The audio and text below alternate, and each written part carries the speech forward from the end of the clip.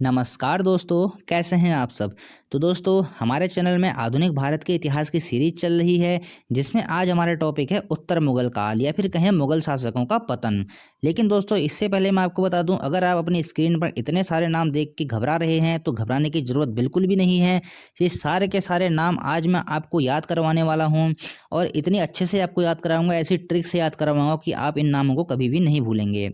तो दोस्तों, इससे पहले जो हमने पढ़ा था मुगल शासकों से पहले, जैसे अभी हम उत्तर मुगल काल पढ़ रहे हैं, इससे पहले जो हमारा टॉपिक था भारत में यूरोपियों के आगमन से संबंधित जितने भी हमारे पुर्तगाली आए, अंग्रेज आए, फ्रांसीसी आए, डच आए, जितने भी आए थे वो सारे के सारे हमने क्लियर कर लिए हैं। वहाँ से जितने भी क्वेश्चन बनते हैं वो सारे के सारे हमने पढ़े हैं और जितने फैक्ट एग्जाम में बनते हैं वो सारे के सारे मैंने आपको कवर करवाए हैं।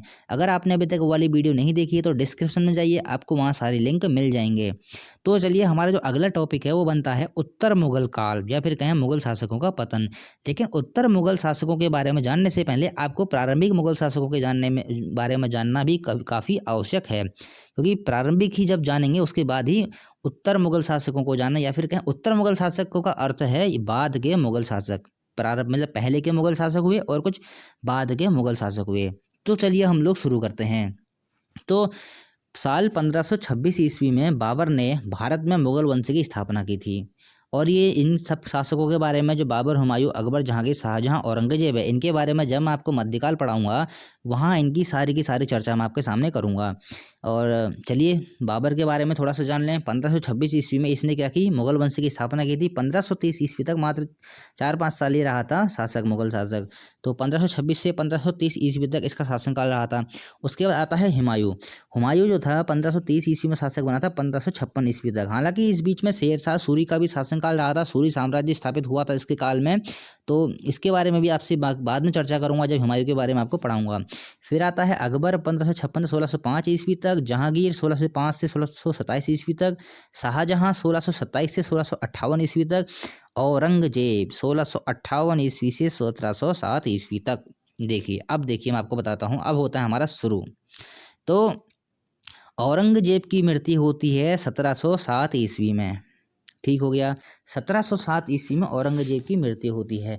तो इसके बाद क्या होता है, अब इससे पहले के जितने भी शासक रहे हैं, बाबर, हुमायूं, अकबर, जहांगीर, शाहजहां और औरंगजेब, ये सारे के सारे शासक क्या थे, बहुत ही शक्तिशाली राजा थे, या फिर कहें काफ़ी इनके मतलब इन लोगों के टाइम में जो मुगल साम्राज्य था काफ़ी उच्च स्तर तक पहुंच चुका था। लेकिन जैसे ही औरंगजेब की मृत्यु होती है 1707 ईस्वी में, वैसे ही मुगल शासकों का जो पतन है यहीं से होना धीरे धीरे करके शुरू हो जाता है, क्योंकि इसके बाद जितने भी शासक बनते हैं वो सारे के सारे शासक काफ़ी कमज़ोर शासक रहे हैं। तो 1707 ईस्वी में औरंगजेब की मृत्यु हो जाती है। इसके बाद इसके 3 पुत्र होते हैं, मुअज्जम, आजम और कामबख्श। तो इन तीनों के मध्य क्या होता है, मुअज्जम, आजम और कामबख्श के बीच क्या होता है, ये तीनों के बीच उत्तराधिकार का युद्ध छिड़ जाता है। उसके बाद तो उत्तराधिकार का युद्ध छिड़ जाता है। उसके बाद क्या होता है कि मुअज्जम और आजम और कामबख्श के बीच काफ़ी युद्ध होता है, काफ़ी सारे उनके बीच में युद्ध होते हैं, 2-3 युद्ध होते हैं, उनके बारे में भी आपको मैं बताऊंगा। लेकिन उस उत्तराधिकार में जीतता कौन है, मुअज्जम। और वही जो मुअज्जम होता है वह बहादुर शाह प्रथम के नाम से उत्तर मुगल शासक का, उत्तर मुगल जो काल है उसका पहला शासक बनता है। कौन, बहादुर शाह प्रथम। और ये कब बनेगा राजा, यह बनता है 1707 ईस्वी में। अभी मैं आपको इनके याद करने का क्रम बताता हूँ कि आपको इनके कैसे याद करना है। अब जितने भी ऐसे अटपटे जैसे क्रम बनते हैं वो मैंने पिछली वाली वीडियोस में भी, जैसे कि भारत में यूरोपियों के आगमन का क्रम था, उससे आने का क्रम भी मैंने आपको एक ट्रिक बताई थी। और आज भी मैं ऐसे ही आपको कुछ ऐसी चीज़ बताऊँगा जिससे कि आप इसको याद करेंगे। तो बहादुर शाह प्रथम जो था उत्तर मुगल काल का पहला शासक हुआ था, और किसका पुत्र था, औरंगजेब का। ठीक हो गया। इसके उत्तराधिकार में इसने अपने किन 2 भाइयों को हराया था, आजम और कामबख्श को। और इसका नाम मुअज्जम था, और बहादुर शाह प्रथम के नाम से यह बैठता है मुगल गद्दी पर। कब बैठता है, 1707 ईस्वी तक। लेकिन 1707 ईस्वी से 1712 ईस्वी तक इसका शासनकाल रहता है। उसके बाद राजा बनता है जहांदर शाह, 1612 ईस्वी से 1613 ईस्वी तक। फर्रुख हसियार बनता है 1713 ईस्वी से 1719 ईस्वी तक। ऐसे ही रफ़ी उद दौला, मोहम्मद शाह, अहमद शाह, आलमगीर द्वितीय, शाह आलम द्वितीय, अकबर द्वितीय, बहादुर शाह द्वितीय, ये सारे के सारे राजा बनते हैं। अब देखिए इतने सारे जो राजा हुए हैं, अब इनके काल भी देखिए बहुत सारे, काफ़ी सारे इनके सन आ जाते हैं यहाँ पर याद करने। ज़रूरी नहीं है कि आप इन सारे के सारे जो डेट्स हैं उनको याद करें। कुछ डेट्स हैं जो मैं आपको बताऊँगा कौन कौन सी याद करनी है। जैसे बहादुर शाह की डेट आपको याद करनी पड़ेगी, जैसे जहांगीर शाह, फ़र्रुख होशियार। उसके बाद अभी मैं आपको जो आगे इन शासकों के बारे में पूरी की पूरे इनका विवरण दूंगा, तो अब आपको मैं इनको आपको अच्छे से एकदम क्लियर करवा दूंगा। चलिए अब हम बढ़ते हैं इनको याद करने क्रम के बारे में। देखिए जो पहले के 3 शासक हुए हैं, बहादुर, जहांगीर और फ़र्रुख होशियार, देखिए इनके लास्ट में आएगा क्या, दर, दर, यर, मतलब सबके लास्ट में र आ रहा है, दर, दर और यर। तो 3 शासक आपको ऐसे याद हो जाएंगे, दर, दर और यर। ठीक हो गया, समझ गए होंगे आप, दर, दर और यर। देखिए बहादुर, जहांगीर और फ़र्रुख होशियार। उसके बाद आता है आपका अगला शासक, क्या आता है, रफ़ी और रफ़ी। देखिए दोनों में आ रहा है क्या, रफ़ी, रफ़ी उद दरजात, रफ़ी उद दौला। ठीक हो गया, दोनों रफ़ी रफ़ी आ गई। यहाँ से आप बिल्कुल, आपको बिल्कुल इसको याद करने में कोई कठिनाई नहीं होनी चाहिए। ठीक हो गया। अब देखिए मोहम्मद शाह, अहमद शाह। यहाँ पर आपके देखिए मोहम्मद, अहमद, मद मद आ रहा है दोनों में, मोहम्मद, अहमद। पहले मोहम्मद आया, बाद में अहमद आया, पहले मोहम्मद आया, बाद में अहमद आया, पहले मोहम्मद आया, बाद में अहमद आया। ठीक हो गया। ये देखिए आप ऐसे याद करेंगे इसको। अब देखिए इसके बाद क्या होता है, इसके बाद जितने भी शासक आते हैं उन सब के अंत में लगा होगा सेकंड, मतलब द्वितीय, सारे के सारे, आलमगीर द्वितीय, शाह आलम द्वितीय, अकबर द्वितीय, बहादुर शाह द्वितीय। अब इनको आप याद कैसे करेंगे, देखिए एक मैंने ट्रिक बताई है आपको, आशा अब, आ से हो जाएगा आलमगीर, सा से हो जाएगा शाह आलम, औ से हो जाएगा अकबर द्वितीय और ब से हो जाएगा बहादुर शाह द्वितीय।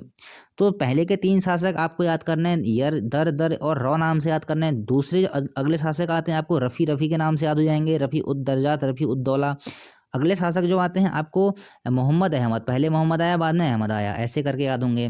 तो और अगले जो 4 शासकों की तो मैंने आपको ट्रिक बताई दी है, बहुत ही ईजी ट्रिक है, आपको याद हो जाएगी, आशा अब। तो दोस्तों मैंने आपसे कहा था कि बहुत ही ईजी तरीके से मैं आपको इनको याद करवाऊंगा, और जहाँ तक है इससे ईजी तरीका आपको मिलेगा भी नहीं। तो इनके जो आने का क्रम है वो आपको याद हो जाएगा बहुत ही आसानी से, आप इसको 2-3 बार पढ़िए। अब देखिए यहाँ से क्वेश्चन कैसे बनेगा, क्वेश्चन ऐसे बनता है, कभी कभी क्या होता है दोस्तों, जैसे आपको ये 4 शासक दे दिए जाएंगे आगे पीछे करके, जैसे तो आपको ये कहेगा कि इनके आने के काल के क्रम में इनको व्यवस्थित कीजिए। तो अगर आप ये वाली ट्रिक फॉलो कर लेते हैं जो मैंने अभी आपको बताई है, तो आप इनके आने का क्रम याद कर लेंगे आराम से, और एग्जाम में आपका ये वाला क्वेश्चन कभी गलत नहीं होगा। चलिए हम लोग बढ़ते हैं अब आगे। तो काफ़ी सारे उत्तर मुगल काल में काफ़ी सारे राजा हुए हैं, उनको काफ़ी सारी उपाधियाँ मिली हुई थी। चलिए देखते हैं कुछ विशेष उपाधियाँ जिनके बारे में एग्जाम में हमेशा क्वेश्चन बनते हैं, उनके बारे में हम लोग जान लेते हैं। तो जो बहादुर शाह प्रथम था, उत्तर मुगल काल का प्रथम शासक, उसको एक उपाधि दी गई थी, वो दी गई थी साहे बेखबर की उपाधि। बहुत एग्जाम में क्वेश्चन बनता है दोस्तों कि साहे बेखबर की उपाधि किसे दी गई थी, बहादुर शाह प्रथम को। और यह उपाधि उपाधि दी गई थी खाफी खां के द्वारा। ये वाला क्वेश्चन भी काफ़ी बार बना हुआ है, बहादुर शाह प्रथम को साहे बेखबर की उपाधि किसके द्वारा दी गई, खाफी खां के द्वारा। चलिए आगे देखते हैं। दूसरा है जहांगीर शाह, इसकी उपाधि थी लंपट मूर्ख। किस मुगल शासक को लंपट मूर्ख कहा जाता था, जहांगीर शाह। अगला आता है फ़र्रुख होशियार, इसकी उपाधि थी घृणित कायर। मतलब इनके उपाधि कहें या उपनाम कहते हैं, मतलब जो इनको दिए गए हुए हैं, इनके जो इनका जो चरित्र होगा उस टाइम पे उसी के अनुसार ये नाम दिए गए हैं। फ़र्रुख होशियार की उपाधि क्या थी, घृणित कायर की। मोहम्मद शाह, इसका जो दिया गया था रंगीला बादशाह, या फिर इसको ऐसे भी कहते हैं मोहम्मद शाह रंगीला, ऐसे ही बोला जाता है इसको। मोहम्मद शाह के उपनाम क्या था, रंगीला बादशाह। अब देखिए अगला आता है बहादुर शाह द्वितीय। बहादुर शाह द्वितीय की जो जो उपनाम था या फिर क्या उपाधि थी, वह थी जफर। तो इन सबको आप नोट्स कर लीजिए, इनको याद कर लीजिए, हमेशा एग्जाम में यहाँ से क्वेश्चन बनते हैं इनके नामों से संबंधित। और ये वाला क्वेश्चन काफ़ी इंपॉर्टेंट है दोस्तों कि ये खाफी खां वाला, साहिब बेखबर की उपाधि किसने दी थी, खाफी खां ने। काफ़ी बार ये वाला क्वेश्चन एग्जाम में बन चुका है। तो चलिए अब मैं आगे की कहानी आपको बताता हूँ क्या है। तो दोस्तों काफ़ी सारे राजा आते हैं उत्तर मुगल काल में। तो अब क्या होता है, एक अभी मैंने आपको बताया था मोहम्मद शाह। तो उसके काल में क्या होता है, कुछ स्वतंत्र राज्य स्थापित होने शुरू हो जाते हैं। जैसे जैसे मोहम्मद शाह था, उससे पहले क्या होता है, पूरे भारत में मुगल जो वंश होता है उसकी सत्ता स्थापित रहती है। लेकिन मोहम्मद शाह के काल में कुछ ऐसी घटनाएं होती हैं कि कुछ जो मतलब जो वहाँ के जमींदार कहें, राजा कहें, शासक कहें या फिर सूबेदार कहें, वह क्या करते हैं, स्वतंत्र राज्यों की स्थापना की घोषणा कर देते हैं। तो ऐसे ही कुछ स्वतंत्र राज्य स्थापित हुए थे उस काल में, मोहम्मद शाह के काल में, जिनके बारे में मैं आपको जानकारी देता हूँ, और ये काफ़ी एग्जाम में यहाँ से क्वेश्चन बनते रहते हैं। तो अवध नामक एक स्वतंत्र राज्य की स्थापना हुई थी। अवध नामक स्वतंत्र राज्य की स्थापना की थी शाह आदत खान ने। और हैदराबाद नामक स्वतंत्र राज्य की स्थापना करेगा कौन? चिनकिलिच खां। इसका दूसरा नाम है निजामुल मुल्क। इसको दो नामों से जाना जाता है, चिनकिलिच खां और निजामुल मुल्क। आपको एग्जाम में ऐसे कंफ्यूज नहीं होना है, ये दो नाम इसी के हैं, चिनकिलिच खां और निजामुल मुल्क। अगला देखिए, बंगाल में स्वतंत्र राज्य की स्थापना किसने की थी? मुर्शिद कुली खां ने। काफ़ी इंपॉर्टेंट क्वेश्चन है दोस्तों, चारों के चारों। ये हमेशा से बहुत बार ये क्वेश्चन एग्जाम में बने आते हैं इनके नामों से संबंधित, और इन जो राज्यों की, जो स्वतंत्र राज्यों की स्थापना हुई थी मुगल काल में, मोहम्मद शाह के समय हुई थी ये सब, तो उस समय के बारे में। और कभी कभी ऐसा ही पूछ लेता है कि अवध स्वतंत्र राज्य किस मुगल शासक के काल में बना? तो आपका उत्तर क्या हो जाएगा? मोहम्मद शाह। हैदराबाद स्वतंत्र राज्य किस मुगल शासक के समय में बना? ये हो जाएगा मोहम्मद शाह। तो ये चारों के चारों मोहम्मद शाह के काल में ही बने हुए हैं। ऐसे ही कर्नाटक कर्नाटक में स्वतंत्र राज्य की स्थापना कौन करेगा? ये करेगा सादुतुल्ला खां। तो चारों के चारों काफ़ी इंपॉर्टेंट हैं, आप इन सबको नोट कर लीजिए, हमेशा से एग्जाम में ये क्वेश्चन बनते हुए आए हैं। और मैं आपको कोई सा भी क्वेश्चन एग्जाम के लिए नहीं छोड़ने वाला हूँ, सारे के सारे आपको यहाँ पर क्लियर करवाऊंगा। चलिए आगे बढ़ते हैं। तो अभी तक तो मैंने आपको सारे के सारे राजा हैं जो याद करवा दिए हैं, और उनकी कुछ उपाधियां दी गई हैं वो याद करवा दिए हैं। कुछ स्वतंत्र राज्य स्थापित किए थे मतलब मुगल काल में, वो मैंने आपको सारे के सारे क्लियर करवा दिए हैं। अब जरा हम थोड़ी डिटेल से पढ़ लेते हैं इन राजाओं के बारे में, इनके काल के बारे में, इनकी काल की में हुई जो घटनाओं के बारे में, वो सारा का सारा हम लोग अब जान लेते हैं। तो पहला जो हमारा उत्तर मुगल काल का जो पहला जो हमारा राजा आ जाएगा वो आ जाएगा बहादुर शाह प्रथम। इसके बारे में मैंने आपको बताया था कि 1707 ईस्वी में ये मुगल काल का जो राजा बना था। और औरंगजेब का ये पुत्र था, तीन पुत्र थे औरंगजेब के, मुअज्जम, आजम और कामबख्श। इनके बीच क्या होता है?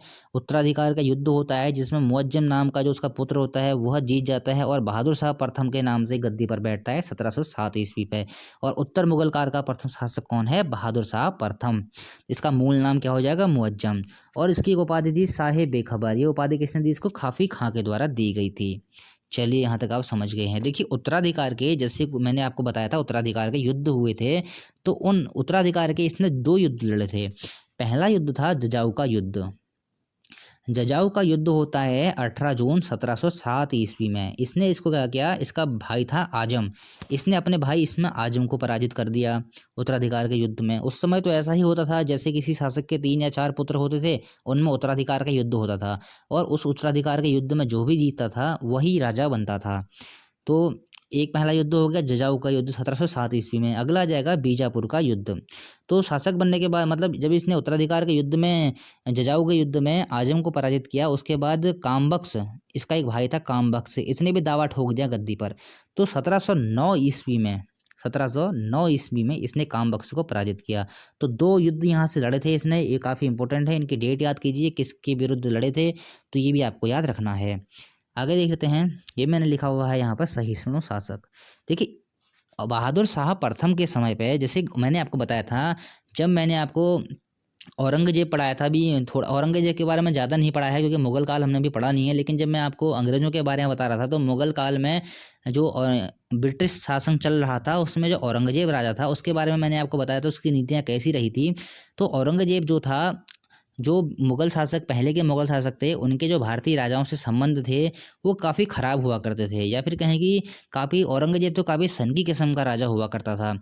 लेकिन इसके ही उल्टे क्या होता है, बहादुर शाह जो प्रथम होता है वह एक सहिष्णु शासक बन के उभर के रूप में आता है, सहिष्णु शासक के रूप में उभर कर सामने आता है।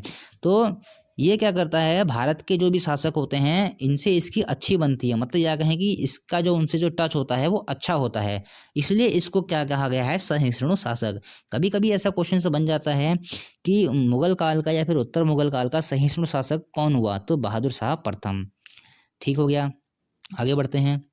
देखिए इसके काल की कुछ घटनाएं हैं, जैसे बहादुर शाह प्रथम के दरबार में एक डच प्रतिनिधि शिष्टमंडल आया हुआ होता है। तो यह डच शिष्ट प्रतिमंडल आता है 1711 ईस्वी में, और यह किसके नेतृत्व में आता है? यह आता है जोशुआ केटेलार के नेतृत्व में। काफ़ी इंपॉर्टेंट क्वेश्चन है दोस्तों, अक्सर एग्जाम में ऐसे क्वेश्चन बन जाते हैं, छोटे से छोटे क्वेश्चन भी आपको नहीं छोड़ने हैं।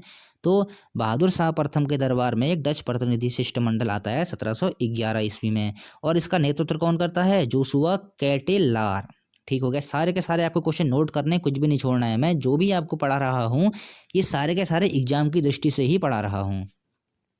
ठीक हो गया, तो उसके बाद क्या होता है, देखो दोस्तों, इस जो ये डच प्रतिनिधिमंडल आया होता है, इसमें एक पुर्तगाली स्त्री होती है, इसका नाम होता है जूलियाना। तो इसको क्या होता है, इसको एक उपाधि दे दी जाती है, बीवी और फिदवा की। ठीक हो गया। अब कभी कभी ऐसे ही पूछ लेगा कि क्वेश्चन कैसे बनेगा, क्वेश्चन ऐसे बनेगा, बहादुर शाह प्रथम के दरबार में डच प्रतिनिधि शिष्टमंडल कब आया? उत्तर हो जाएगा 1711 ईस्वी में। ये ऐसा बनेगा, बहादुर शाह प्रथम के दरबार में डच प्रतिनिधि शिष्टमंडल जो आया हुआ था उसका नेतृत्व किसने किया? उत्तर हो जाएगा जोशुआ कैटेलार ने। या फिर ऐसे बन जाएगा, बहादुर शाह प्रथम के दरबार में जो डच प्रतिनिधि शिष्टमंडल आया था उसमें एक पुर्तगाली स्त्री थी, उसका नाम क्या था? उसका नाम होता है जूलियाना, और उसको उपाधि दी गई थी बीबी और फिदवा की। तो क्वेश्चन ऐसे बन सकता है, बीबी और फिदवा की उपाधि इनमें से किसको दी गई थी? इसका उत्तर क्या हो जाएगा आपका? जूलियाना। चलिए बढ़ते हैं, देखते हैं आगे। अब देखिए, इसके भी पुत्र हुए थे, जहांदर शाह, अजीम उस्सान, रफ़ी उस्सान और जहान शाह। अब देखिए, मैंने आपको बताया था जैसे किसी की राजा के 3-4 पुत्र हुए तो उनमें उत्तराधिकार का युद्ध होना ही होता था उस टाइम पे। तो इसमें क्या होता है, इनमें भी उत्तराधिकार का युद्ध होता है, लेकिन ये क्या करता है, इसको एक जुल्फ़िकार नाम का एक व्यक्ति होता है, जुल्फ़िकार नाम का एक व्यक्ति होता है, इसके सहयोग से बहादुर शाह के बाद राजा कौन बनता है? जहांदर शाह। चलिए, इसके बारे में हम लोग जहांदर शाह में ही जब हम टॉपिक पढ़ते हैं, अगला टॉपिक हमारा जहांदर शाह ही होगा, तो उसके बारे में हम लोग आगे की जानकारी इसमें मिलेगी आपको। चलिए बढ़ते हैं हम आगे।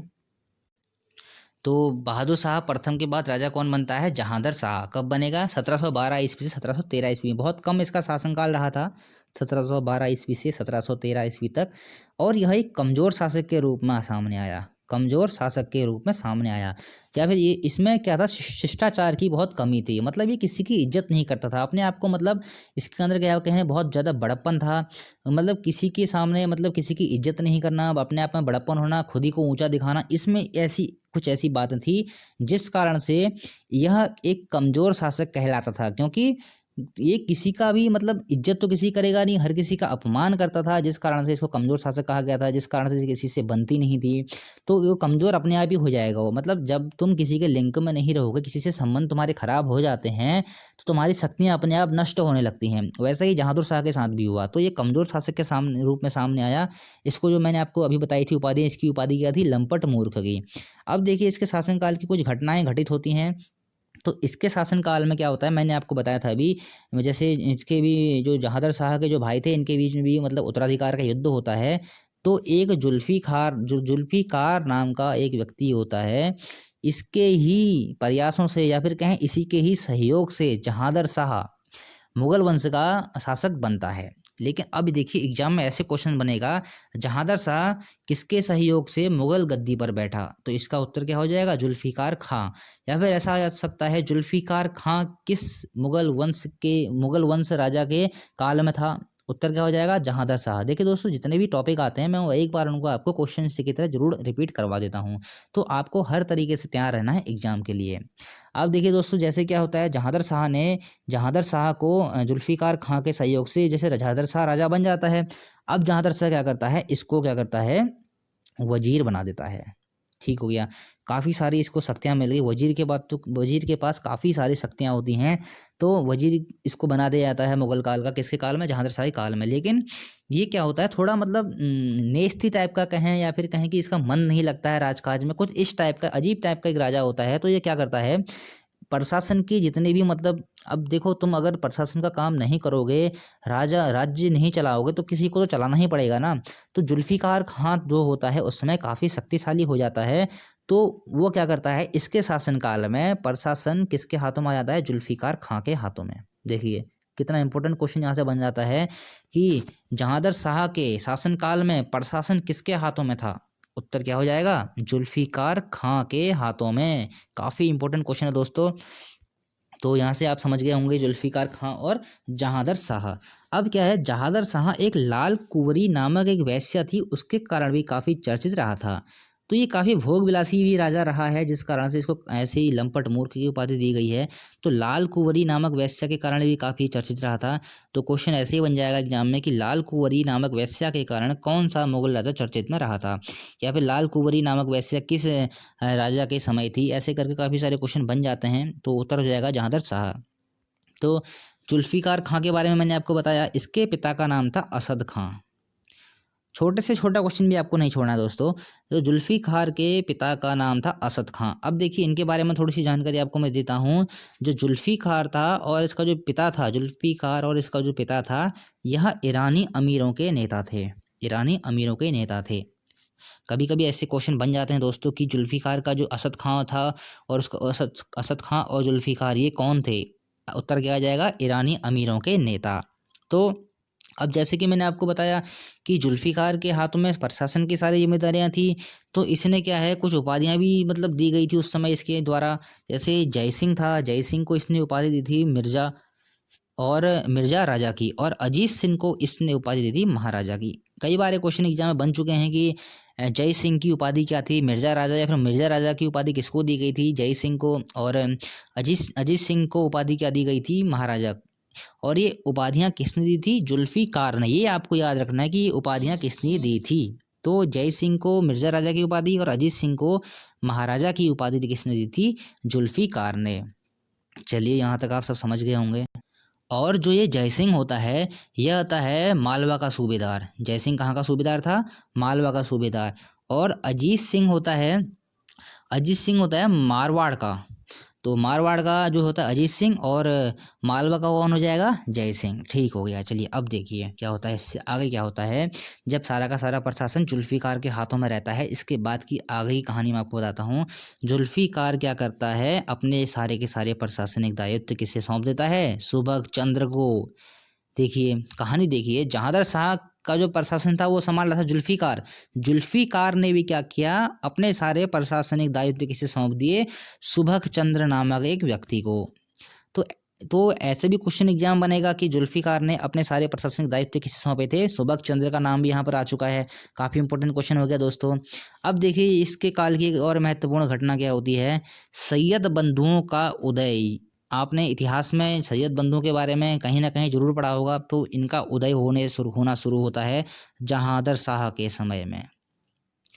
जहांगीर शाह के समय में सैयद बंधु का उदय होता है, और सैयद बंधु हत्या कर देते हैं किसकी, जहांगीर शाह की।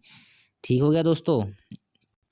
और ये सैयद बंधु जहांगीर शाह की हत्या करते क्यों हैं, ये इसलिए इसकी हत्या करते हैं क्योंकि जो जहांगीर शाह का जो भतीजा होता है फर्रुख वो सम्राट के पद का दावा कर देता है, और सैयद बंधु जो होते हैं वो फर्रुख के साथ होते हैं।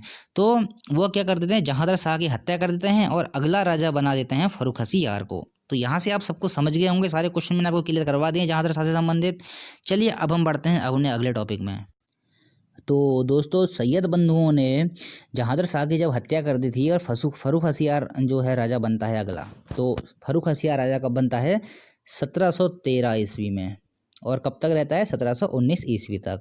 सैयद बंधुओं के सहयोग से बनने वाला शासक था फर्रुख। अभी मैं सैयद बंधुओं के बारे में आपको आगे एक इसका पूरे बारे में एक इसका टॉपिक लूँगा, और सैयद बंधुओं के बारे में आपको सारी चीज़ें बताऊंगा कि कौन थे सैयद बंधु, क्या था इनके बारे में, सब कुछ अभी मैं आपको बताऊंगा। लेकिन अभी अब हम जानते हैं मुगल शासकों के बारे में। इसके बाद जब ये जितने मुगल शासक हैं जब खत्म हो जाएंगे, इसके बाद में सैयद बंधुओं के बारे में भी आपको सब कुछ बताऊंगा। तो सैयद बंधुओं में जो इन बंधुओं के थोड़ा सा इनके बारे में अभी जान लेते हैं, बाकी जितना भी इनके बारे में रहेगा मैं आपको सारा बताऊंगा। तो सैयद बंधुओं का जो नाम थे, अक्सर एग्जाम में ऐसा क्वेश्चन पूछ लेता है दोस्तों। जो सैयद बंधु थे वो दो भाई थे। कौन थे, अब्दुल्ला खां और हुसैन खां। कभी कभी इनका नाम पूछ लेता है कि सैयद बंधुओं का नाम क्या था। तो सैयद बंधुओं का नाम क्या था, अब्दुल्ला खां और हुसैन खां।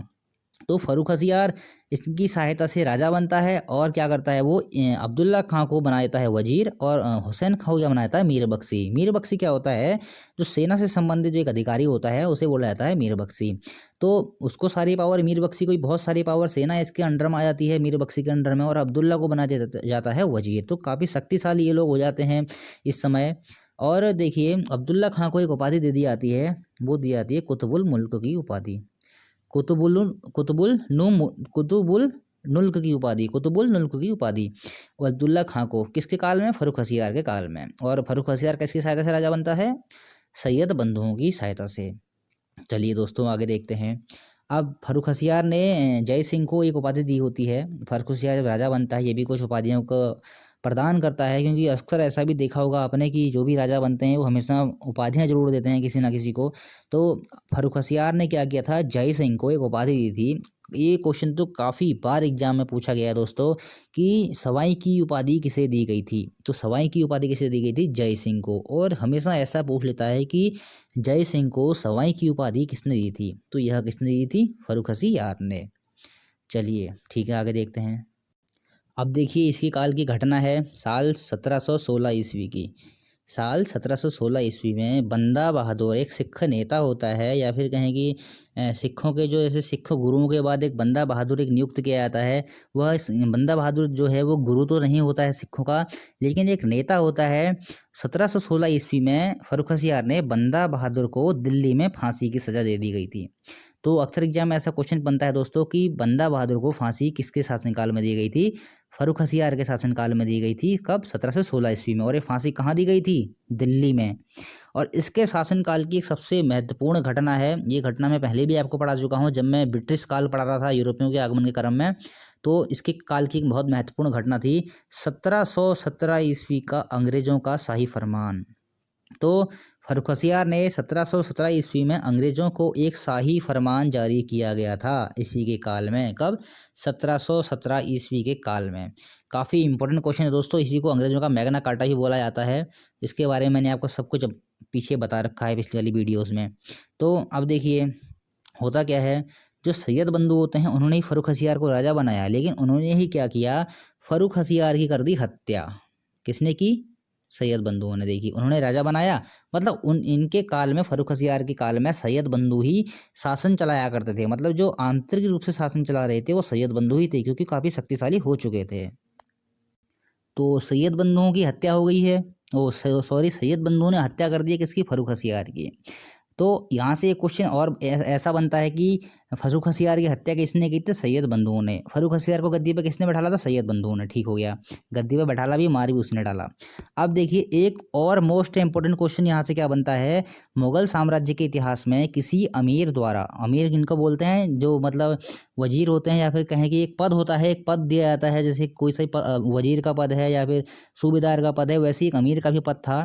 तो मुगल साम्राज्य के इतिहास में किसी अमीर द्वारा किसी मुगल बादशाह की हत्या का ये पहला उदाहरण है। तो अक्सर एग्जाम में ऐसे क्वेश्चन बनेगा दोस्तों कि किसी अमीर द्वारा किस शासक की हत्या प्रथम बार किसके द्वारा की गई थी, या फिर कहें कि फर्रुखासी यार की हत्या किस अमीर के द्वारा की गई थी, या फिर ऐसा जाएगा मुगल साम्राज्य में किसी अमीर द्वारा किस राजा की हत्या पहली बार की गई थी। तो उत्तर क्या हो जाएगा? फर्रुखासी यार। काफ़ी इंपॉर्टेंट क्वेश्चन है दोस्तों ये वाला, आप इसको बिल्कुल ही मिस ना कीजिए, एक कॉपी में नोट कर लीजिए।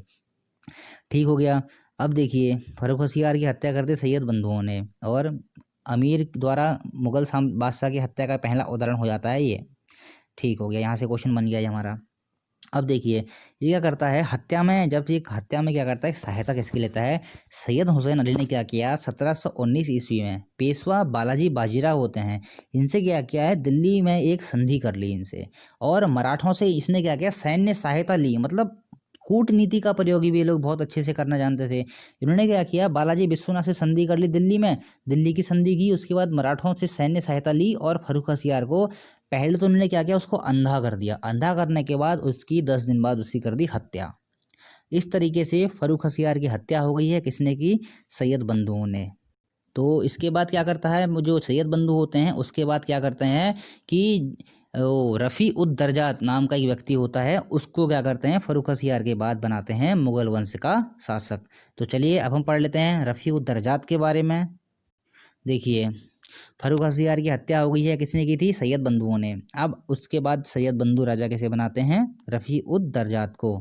तो 28 फरवरी 1900, यहाँ से देखिए दोस्तों कैसे क्वेश्चन बनेगा। 28 फरवरी 1719 ईस्वी में ये बनता है राजा, और 4 जून 1719 में इसकी आती है मृत्यु। तो मोस्ट इम्पोर्टेंट क्वेश्चन यहाँ से जो बनने वाला है वो यह है, सबसे कम शासन करने वाला मुगल शासक कौन था? काफ़ी इंपॉर्टेंट क्वेश्चन है दोस्तों। सबसे कम शासन करने वाला मुगल शासक कौन था? रफ़ी उद दरजात। और इसकी जो मृत्यु होती है वो कैसे होती है? इसकी मृत्यु होती है क्षय रोग या टीबी से, क्योंकि सबसे कम समय तक शासन करने वाला राजा था, तो उसकी मृत्यु के बारे में भी कभी कभी एग्जाम में जो है क्वेश्चन पूछ लिया जाता है कि क्षय रोग व टीबी के कारण हुई थी इसकी मृत्यु हो गई थी। चलिए दोस्तों यहाँ तक आपने पढ़ लिया रफ़ी उद दरजात के बारे में। तो इसके बाद क्या होता है, अगला राजा जो बनेगा वो बनेगा रफ़ी-उद-दौला। रफ़ी-उद-दौला, और इसको भी राजा किसने बनाया था? सैयद बंधुओं ने ही बनाया था। सैयद बंधुओं की कहानी मैं भी आपको आगे बताऊंगा। तो 6 जून 1719 ईस्वी में ये बनता है राजा, और 17 सितंबर 1719 में इसकी हो जाती है मृत्यु। तो ये भी काफ़ी कम टाइम के लिए बना था राजा। तो इसके बाद देखिए दोस्तों क्या होता है, यह एक उपाधि भी धारण करता है, शाहजहां द्वितीय की। काफ़ी कन्फ्यूजिंग सा क्वेश्चन यहाँ पर आ जाता है। देखिए शाहजहां द्वितीय, तो यहाँ पर आपका कंफ्यूज नहीं होना है। कभी कभी एग्जाम में शाहजहां द्वितीय की उपाधि किसने धारण की थी ऐसे क्वेश्चन बनता है, तो वह उपाधि किसने धारण की थी? रफ़ी-उद-दौला ने। शाहजहां जो था वो हमारा जो था प्रारंभिक मुगल शासकों में आ जाता है, लेकिन जो शाहजहां द्वितीय की उपाधि वो धारण की थी किसने? उत्तर मुगल काल का एक शासक था रफ़ी-उद-दौला, उसने। और यहाँ से एक क्वेश्चन और बनता है कि मुगल वंश का दूसरा सबसे कम शासन करने वाला शासक कौन था? ये था कौन? रफ़ी-उद-दौला। देखिए ऐसे क्वेश्चन हमेशा से बनते हुए आए हैं कि सबसे कम समय तक शासन करने वाला शासक कौन था, तो उसका उत्तर हो जाएगा रफ़ी-उद-दरदाद। लेकिन आजकल क्या है, थोड़ा एग्जाम का जो पैटर्न है वो पहले से थोड़ा चेंज होने लग गया है, कुछ चीज़ें डीप पूछने लग गया है, कुछ हटके पूछने लग गया है। तो आपको मुगल वंश का दूसरा सबसे कम शासन करने वाला शासक भी याद रखना है, वह कौन हो जाएगा? रफ़ी-उद-दौला। और इसकी उपाधि क्या थी? शाहजहां द्वितीय की उपाधि थी।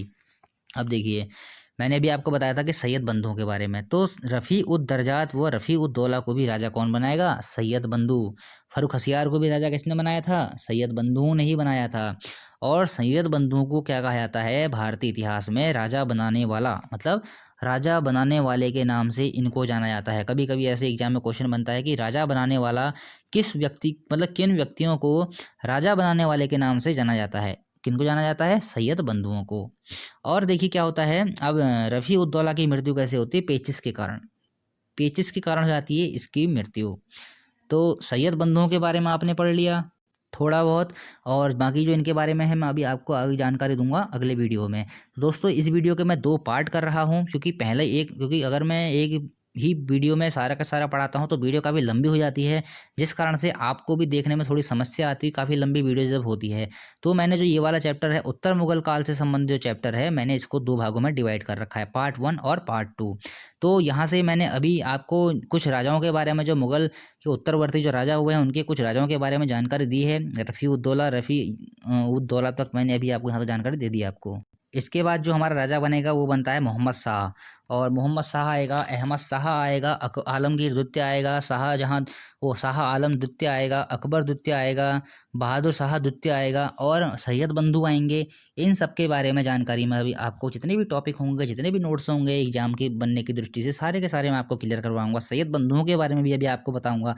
आपको बने रहना है मेरे साथ, इन सब चीज़ों को नोट्स करना है, एक कॉपी में नोट्स करना है सारी चीज़ों को। ये नहीं कि इस चीज़ को छोड़ दूँ, उस चीज़ को छोड़ दूँ। जितने भी मैं यहाँ पर जो चीज़, जो फैक्ट लिखे हुए हैं, सारे के सारे एग्जाम आते हैं और आएंगे आगे को भी। तो दोस्तों मिलते हैं अगली वीडियो में, इस वीडियो के पार्ट 2 में। तो बने रहिए मेरे साथ। चैनल को लाइक कीजिए, सब्सक्राइब कीजिए, कमेंट कीजिए, शेयर कीजिए और बेल आइकन को प्रेस कीजिए। आज के लिए इतना ही। धन्यवाद दोस्तों।